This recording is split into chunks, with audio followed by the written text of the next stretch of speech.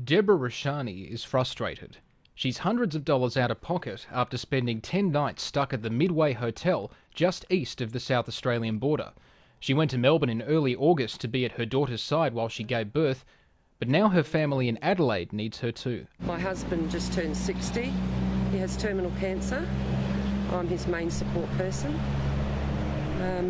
He's struggling.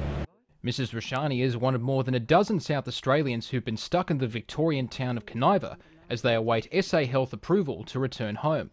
There are also Victorians waiting for approval to make South Australia their home, like Ray Stoneham, who's moving to Meningie when he can. It's cost me, $120 a night, and I've been here 14 days, so, it's part, but a lot of people couldn't do that. They couldn't afford to stay. On Father's Day, Mr Stoneham received a hat, a haircut, some chocolate and a card from the townspeople of Kaniva. He says they've been very supportive. The hopes of South Australian residents currently on the Victorian border are far from unique. South Australian Premier Stephen Marshall says there are currently 4,000 exemption applications before SA Health. The delays have been prompted by a change to the exemption process, which forced many to reapply. They've got to conduct a risk assessment on every single one of these applications. There are still almost 2,000 active COVID cases in Victoria, yet lockdown restrictions in most regional areas will be lifted on Friday.